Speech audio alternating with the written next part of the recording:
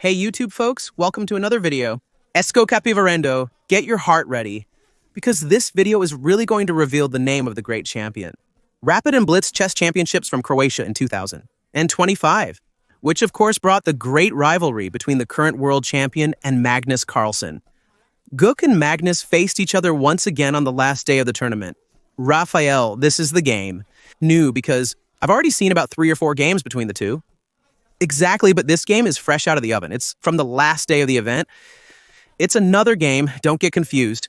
You can see in the images, Magnus and Gukesh, once again, getting ready, of course, to play this very important game. In this video, I'll show 2 analyses and bring the game, which will also mention the great champion's name. Of Magnus against Abdu, a remarkable game within the competition. Next, I'll analyze the Gukesh versus Carlsen game. In the end, we'll see who the great champion is. The world is wondering, as Kasparov said, is this the end of the Magnus era? That's what this video will answer for you. Brace yourself, grab some popcorn, and prepare for the battle, because chess is here to stay. You can see that Magnus, in this important match, put himself in. Equatrino, you already know who the favorite is, and he's going to play here against a Ruy Lopez.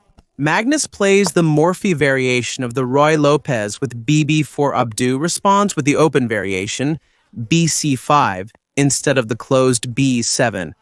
Magnus plays C3, a theoretical line, and Abdu plays an unusual knight E7.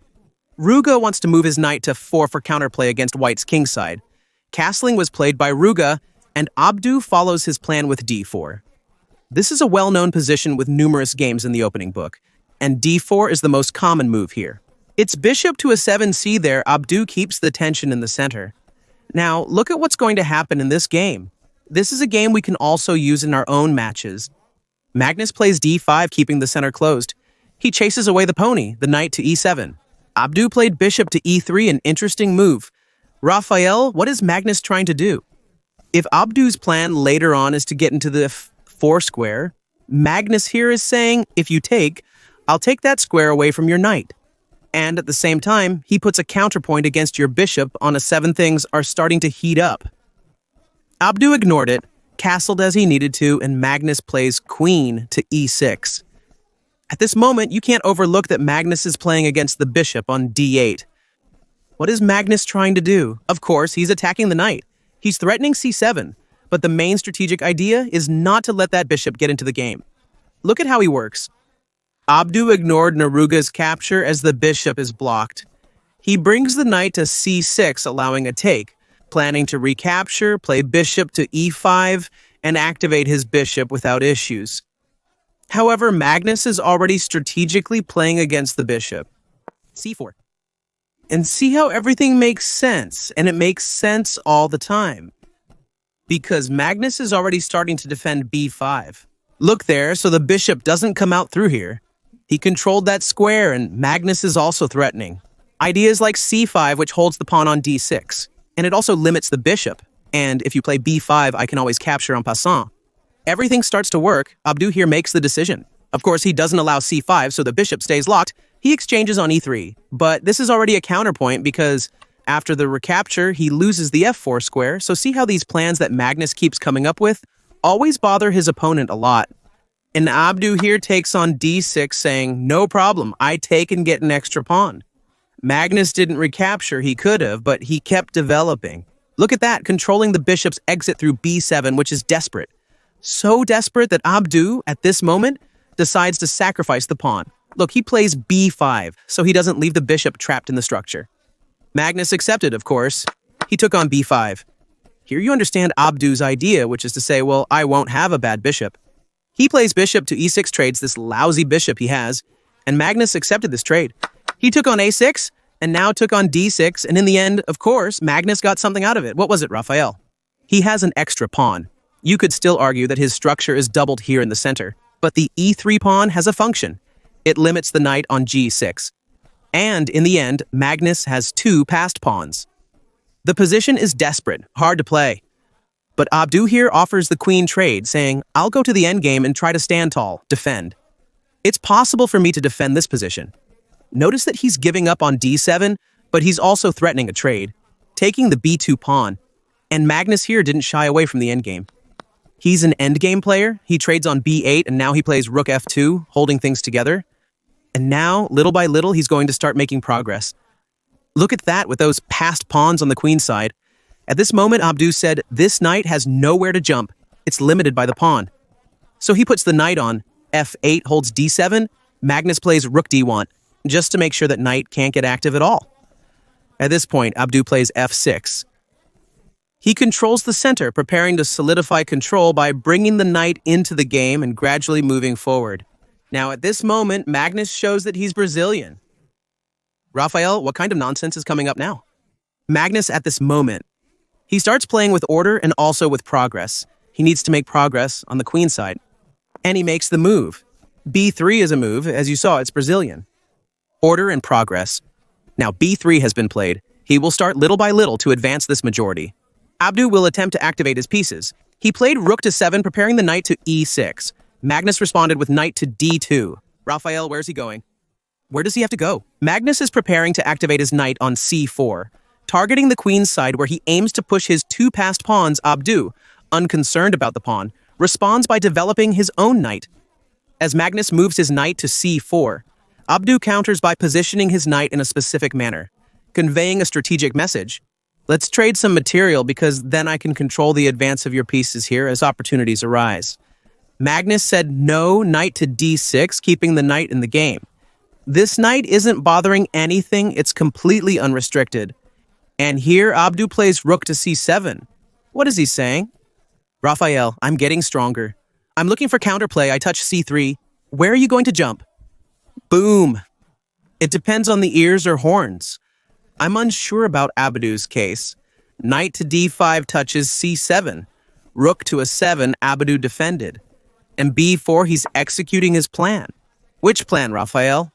He's playing with mastery. He's advancing little by little, trying to snatch the endgame out of sight, right? Knight to e7, Abdu wants to trade material, but Magnus declines, keeping the knight in play. He moves the a6 rook, which was without a home. Magnus then plays knight to c3, where one knight defends the other. The knight defends the advancing pawn with a4 prepared.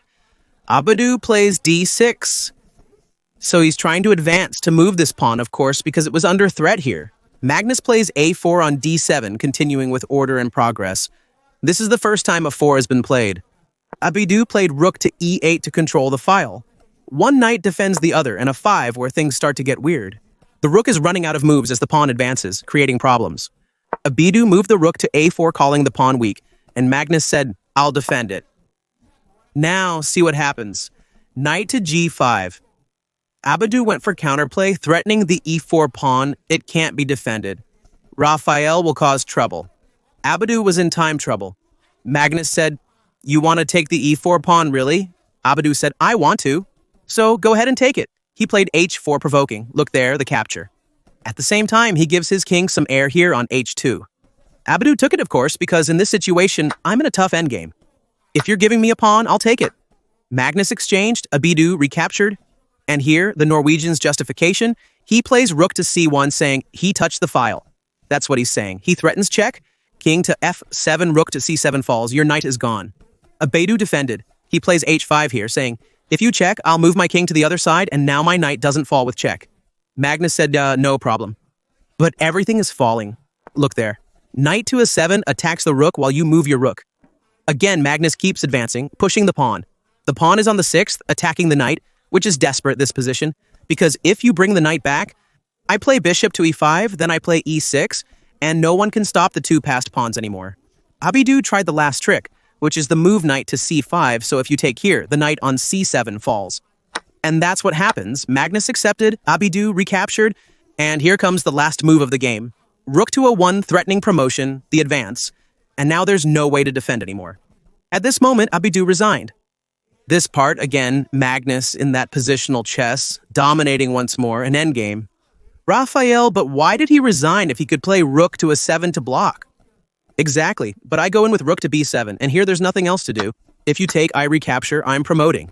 If you defend, I play check, and that's it. Wherever you go, I promote, and it's a win. Magnus continues playing positional chess, but the outcome against Guk remains uncertain, without tricks or lengthy games. Let's get to what we came for, Guk versus Magnus, remembering that in the last game. Magnus played with the white pieces. It was blitz chess. And Magnus had dominated with that positional chess. Now, the world. The world anticipated the Indian genius and world champion's revenge. Brace yourself for what's coming. The game is long and Guk started it himself. And 4, and here we go. He's going to face a Berlin defense. Magnus is calling for positional chess once again. Now, look at what happens from this moment on. A very popular, even famous line is about to happen here. Guk plays rook and now breaks with d4. Here it comes. It looks like he's going to lose a piece. He plays 4, recovers the piece, and here, as you know, this line is by far the most played one, because in this Berlin position, where the draw happens quickly in just 14 moves, you didn't even have time to make popcorn. Put the images of the draw on the screen. Look, everything was played quickly, and by the way, Gukesh played. It shows he didn't want to play as white against Magnus, and went straight into the drawing line, and you can see that right after the position was drawn, Magnus shook Gukesh's hand, that little shoulder move as if to say, if you want to draw this game as white, I won't argue. Comment what you think about that. And now let's see the accuracy of this match. Neruga playing like a machine. It's incredible. This game of Magnus against Abdu castled, and the engine criticized it. I always knew castling could never be bad. Despite the talk, the results are in. Magnus is the Grand Chess Tour champion. Analyses takes 2nd place and 3rd place. Gukesh, now Raphael.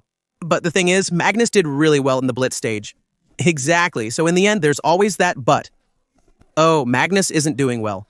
But here in blitz, he did well. Champion. Oh, Magnus is doing so-so. Nakamura is a tough opponent. Magnus, champion.